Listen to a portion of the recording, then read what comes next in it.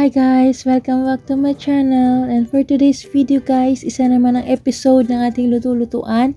At ang recipe natin for today is seafood curry with pasta. So ito yung mga ingredients guys: shrimp, squid, cooked pasta, onion, garlic, ginger, tomatoes, mussels, salmon cubes, coconut cream, at syempre ang ating curry powder and chicken soup. So ito guys ang aming lunch for today. Kaya let's start na guys.